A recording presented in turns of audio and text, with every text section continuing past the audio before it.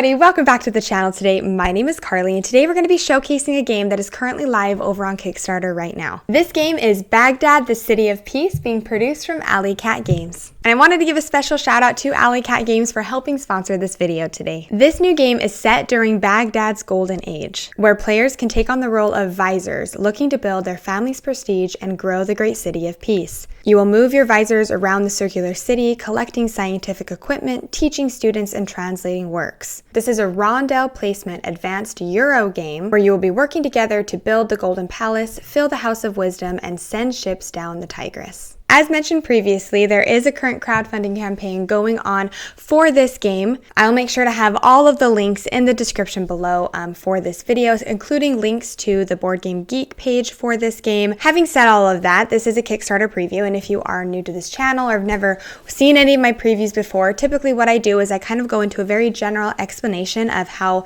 this game operates and plays, kind of what you're going to be doing on your turn.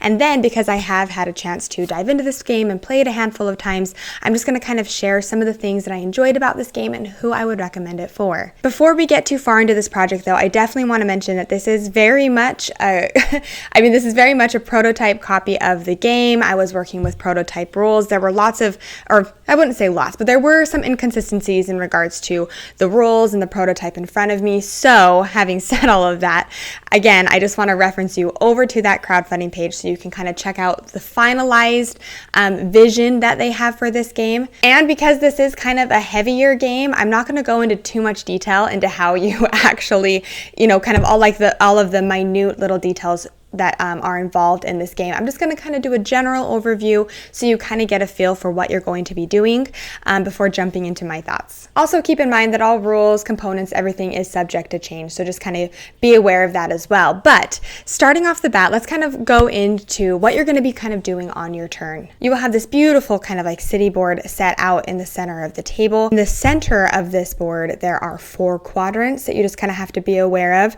There are also 4 sections on the outside of the board that basically kind of represent different things that you can do throughout the game, which we'll get into in a little bit. Everybody will select a player color and grab all of the tokens or resources for that color along with the player board. Now, it's important to note that with this player board, player boards aren't associated necessarily to a specific color. Every player board is unique and laid out slightly differently. So every time you play, you're kind of working with a different kind of like puzzle on your main board here. You will also start the game with 3 starting character cards. You will randomly select a starting player, and depending on the turn order for that particular game, you might start with a little bit more reputation than other people. The game is played in turns, beginning with the starting player and proceeding clockwise. And on each of your turns, you're going to be doing the following. You will begin by sliding character cards, playing character cards, possibly moving boats, moving your visor, paying tuition and gaining shame, and then finally drawing character cards and refilling the city. The game ends when players have drawn all of the character cards available and played all of the character cards from their hands. So very briefly, we're going to kind of go into what each of those steps mean. So if it is your turn, the very first thing you're going to do is slide all of your previously placed character cards. At the beginning of the game, you're going to skip this step because you obviously haven't placed any character cards yet. So because we technically haven't done this step yet, I'm actually going to circle back around at the end of kind of explaining this turn order. I'm going to jump into the second thing that you're going to be doing on your turn. That second thing is playing a character card. I mentioned previously how at the beginning of the game, you start with 3 character cards in your hand. These character cards are probably one of the most important part of the game. These are everything. And they're really important, and they tell you some important information. On the very top of the character cards are little tags or various type of tags that will be showing throughout the game. These tags are really important and will come into play when you're actually taking your actions. These tags are really what allows you to do your actions on the board. If you don't have enough tags showing, well then you can't do those future actions. Down here at the bottom of the card though, it kind of shows a variety of different things. Some of these cards show potential end game bonuses that you can win. Some of these show instant abilities, and some of them show bonus things that can trigger and occur if you meet the requirements. In regards to these 3 starting cards that are in your hand though, all the starting cards are going to show you, basically just give you a bonus when they actually slide off of your board. which again, we're going to circle back around and explain what that means later. So for the play a character card action, you will select one of the cards in your hands and you will play it onto the leftmost slot of your player board. Kind of coming back to these tags that are shown on the top of these character cards, one of the tags that could potentially be showing on your cards is this boat symbol. If you play down a card that has that boat symbol on it, then you will immediately come to this river section of the board. You can then choose one of your boats to advance along this river. Wherever your boat stops, you will then collect those goods from the supply. This riverboard branches in two different ways. So when you begin your movement, you can choose if you want your boat to go up the left-hand track or the right-hand side. But when you do that, then your boat is kind of stuck and has to continue going up that side. You can never flip around and go the opposite direction. As your boat moves down the river, it will eventually reach the port. When it does, you're going to slide that boat into the leftmost empty spot and potentially get the reward or utilize the reward that is shown at the end of the riverboards. These actions essentially allow you to sell the goods that you've collected for coins if you desire to. This is a really great way to get coins throughout the game because coins are very limited. The reverse is also true though, where you can spend coins to then gain any two goods of your choice. So you might be asking yourself, well, Carly, how do I get more boats on the riverboard if you only start with one? Well, there are a couple bonus actions that you can kind of do on any point on your turn. And one of those is spending coins to add more boats to the riverboard. So that's kind of how you get more and more boats onto the riverboard itself, is by using and utilizing that bonus action. So now that you have your character card played in front of you, you've potentially moved your boat if that was shown on your played character card. Now we go on to kind of like a more meatier portion of the game, which is where you actually move your visor on the city board. If this is your first turn of the game, you may choose any city tile slot, building site, or palace site in the city area and place your visor on it. If this is not your first turn of the game, you have to choose any location in the next quadrant clockwise from the one your visor is currently on and then move your visor to it. And you may not choose a location with an opponent's visor on it. After you move your visor, you will then take the action that you land on. Again, whether that being a city tile, building site, or a palace site. Very briefly, let's kind of go through what each of those are. Starting with the city action. So these are little tiles that will, at the beginning of the game, are randomly spread in this kind of inner circle here in the center of the board. When your visor lands on one of these icons, you can then collect them. But there's a little bit of a catch. These tiles are what you are actually going to be adding to your personal player board. Again, every board is laid out different, but you have a section for books, a section for students, a section for goods, and then a section for sick or patients. And the trick is because in order to place, like for example, I just placed my visor on this student.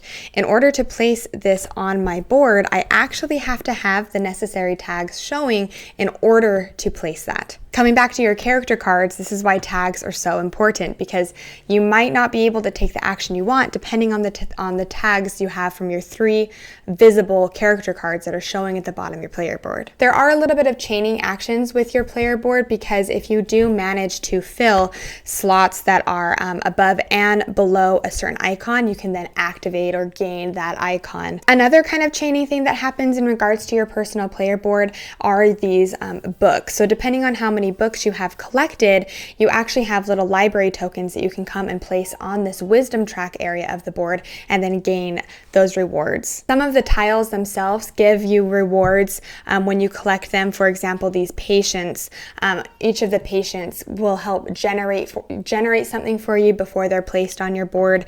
These students as well have a tag that when you place on the board, it's not active, but you can at any point flip those students over to utilize or use that tag. Based on how many supplies you are able to collect, those will be worth just inherent points at the end of the game. So there's kind of lots of stuff that's happening on your player board. So everything that we've talked about so far just has to do with you actually moving onto the city board and collecting a tile. So we're going to kind of pivot and talk about a building action now. If you decide to go to a building action site, you actually can build these tiles that are shown here on the side of the board onto that particular quadrant. You have to pay the coins for them, but then once you do build them, you get the resources or the reward that's shown underneath the buildings. The final thing that you can do with your visor is taking a palace site action. This action involves using one of your architects. Again, you need to have the appropriate tags for the architect that you're using, but then you can actually place your architect over here on this side of the board on any of the building spaces, paying the necessary resources, and then being able to actually build the palace. How this palace is built is there's 4 cubes that make up the base. There are 4 walls, 4 pillars. Once the 4 cubes, or like the foundation, has been built, then you can actually build the dome and the cap on top of that, kind of finalizing the palace. As you are building the buildings, you will inevitably cover up some icons. For every icon that you cover up, you will be able to gain that reward. So those are the 3 possible options that you can place your visor on or activate those actions. You then move on to paying tuition and gaining shame. And all this has to do with where your visor is placed on this board. For each patient that is adjacent to where your visor is, you will actually lose favor because of that. And then for every student that is adjacent to you, actually will pay tuition or pay 1 coin for every student that's adjacent to you. You will then draw one of the face-up character cards that are available at that time. There are night character cards and day character cards. Day character cards basically help give you bonuses throughout the game if you are able to meet the requirements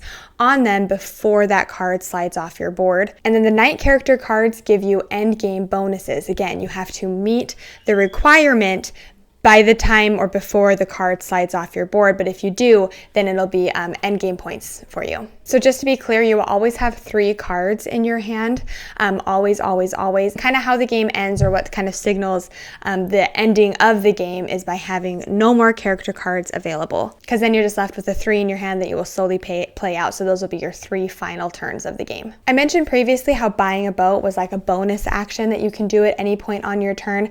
There are a couple of others though. One of them is spending favor. So at any point on your turn, you can spend favor to potentially get a coin, get a wild resource, or to get a good of your choice. Another thing very briefly that you can get are these steps. These basically allow you to, when it is your turn and you're moving your visor, you can spend these in order to move forward an additional quadrant. So that's kind of a way to kind of boost yourself around the board if needed. That is essentially what your turn is going to look like. I know there's kind of a lot going on. I hope I'm explaining it clearly. But very briefly, I kind of want to circle back around to the thing that we kind of jumped over at the beginning, and that has to do with sliding your characters. So now that you kind of know how a turn works, again, at the beginning, one of the first things you do is you play a character card. So now when it is your turn again, all the character cards that you've previously placed will then slide. And inevitably, after the first 3 turns, every time you slide, one of your character cards will actually get bumped off or fall off your board. Why this is important is because when a card is actually bumped off your track, that is when the ability actually will activate, whether it's a bonus action, whether it's some sort of bonus ability if you've met the requirements, or potentially end game scoring. In order to score that or set it aside for scoring at the end of the game for those night cards, by the time that card has been bumped off, you have to have met the requirements. If you didn't meet the requirements, that night card actually gets returned to the box and you won't be able to score it for endgame scoring. So playing cards are important because of the tags, but then when those cards actually activate, their ability on the bottom is when they're bumped off your board. So it'd be 3 turns down the road. Again, you will just kind of keep doing this until all of the character cards have been taken from the board. Then you will continue playing, again, your final 3 cards in your hand until you are out, and then that is what triggers the end of the game. There are obviously a number of different ways that you're going to be scoring in this game, so I'll just kind of touch on them now. For scoring tiles in the river area, players should add together the multipliers gained from their boats in the corresponding port. For scoring tiles in the palace area, you must add together the multipliers gained from your architects in the corresponding sections. You will score points for the patients on your player boards, students on your player boards, type of artifacts on your player boards, books on your player boards, the number of buildings you've constructed, the number of architects you have at the palace area, the number of night character cards in your discard pile that you have met the requirement for. If you built a level 5 building, you will also record the points for that. If you built the dome or the cat piece, make sure to record those points as well. You will make sure to record the points scored for your lost position on the favor track as shown on your player board, and also record the total points lost for shame tokens. After all that's been added up, whoever has the most points at the end of the game wins. There's definitely a decent amount kind of going on in this game, but I really hope that that kind of gives you a general idea of what you're going to be doing on your turn, and if this is a game that kind of seems like something that would be up your alley. I'm going to pivot for a second and kind of chat about the things that I enjoyed about this game and who I would recommend it for. Right off the bat, the very first thing that I noticed when we were playing this game was how well everything really meshed together and intertwined. This is a game that really kind of keeps you on your toes, and you really cannot you can't waste around. You cannot. You really have to be constantly planning ahead and constantly kind of setting yourself up for the future. It's totally nothing like this game at all, but one of the reasons why I love the Lost Ruins of Arnak so much is because of that kind of tactic that you have to play in that game, where you are always kind of thinking one step ahead, always trying to, okay, if I do this, then it will trigger this, which then will allow me to do this. This game is full of that. Obviously, you have that with the player cards, right? Because you're playing the cards in front of you, which tags help you now, but the ability will help you 3 turns from now, or 3 future turns from now. You also have that with the potential kind of chaining or a little bit of bonus actions that could trigger on your player board in regards to, okay, if I get a patient and then I get a book, well, then that will allow me to unlock this ability in the middle, which then could allow me to advance my boat, which then I could collect this, which then I could save that to then, or sell that. So it just has a lot of those kind of thinking ahead moments. The chaining doesn't happen like too far down, like you're not chaining and chaining and chaining and chaining, but you're chaining enough that it was always engaging, and you were always trying to figure out those chains to help give you that little bit of extra boost that you need on your turn. Something else that I just loved was the puzzle behind the tags. It was so fun and so thinky because they're always fluctuating, right? So maybe at the beginning of the game, you have a ton of this book symbol, and you have a ton, but then all of a sudden a couple rounds pass and now you're out of those, and you're like, okay, now I have to kind of switch up my strategy around the current tags that are showing, or the current tags that I can potentially purchase. And because those character cards are flipped over, you always are kind of have in the back of your mind, will those characters that I can get, will those actually set me up for the plan that I hope to get? Because you can see all of them, and you can see, okay, if I get this girl the next round, that ability will actually help link in with that man over there. So if I'm able to get both of those, then that could act like as a good chaining moment. I loved how the player boards were different and unique, because every time it really did change up what you were going for and the puzzle that was happening. It's surprisingly thinky. I guess it's not surprisingly thinky, because, there is a decent amount going on. But the thinkiness just surrounding the player board was a lot more crunchier than I was anticipating personally. So you have all of that going on, but then you're also kind of trying to get the goods or the resources necessary to work and build on the palace. And I loved, it was just such a fun factor. You really felt like you were building the palace. Like when you eventually get all these little pieces, I don't even know if the camera can see this right now. I hope you can. But you're like slowly getting it, and then you finally get the dome and you get the pillar. Like it was so fun just to simply build it. I remember I didn't even necessarily need the rewards underneath sometimes. I still took a palace action because, now I can put my little pillar up. Another thing that I found fascinating is the fact that you can only use your character cards once. That's it. You have 3 character cards. The moment you play one down, then it's going to slowly slide through your board, and it falls off and it's done. You never get to draw cards back into your hand. You never get to shuffle up your discard pile and bring them back. No, once you play a card, it's done. And so sometimes you will play a card having a perfect plan, and then unfortunately you're unable to successfully activate it or get it to the point where it needs to be by the time it slides off, and it feels like a wasted card, but it's just because you didn't set it up correctly. So I loved that of when to hold on to a card and maybe hold on to it for a couple rounds trying to play your other cards.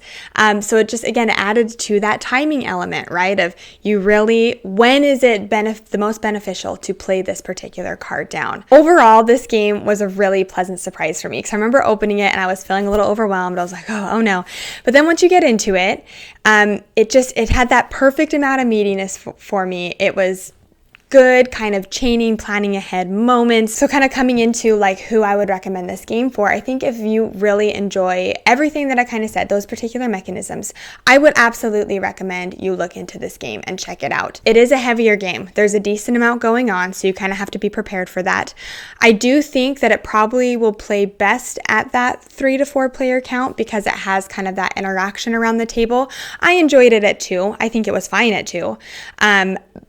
Mainly because a lot of what you're doing is on your personal player board, but it kind of lacked a little bit of the interaction that I enjoyed in the 3 to 4 player. Again, it's harder at 3 to 4 player because the board is kind of shifting a little bit more. But I kind of enjoyed the level of fightiness, even like in regards to this river board too. So if anything that I mentioned in this preview today sounds interesting to you, again, I want to reference you over to the current crowdfunding campaign that is currently live for this game. Again, all of the links will be in the description below. Thank you so much for watching this preview today. And again, I wanted to give a special shout out to Alley Cat Games for sponsoring it. If you enjoyed this video and you haven't yet subscribed to the channel, it means so much if you could do that. It really helps support us in everything that we're doing over here. But until next time, I hope you have a great rest of your day and we'll see you later.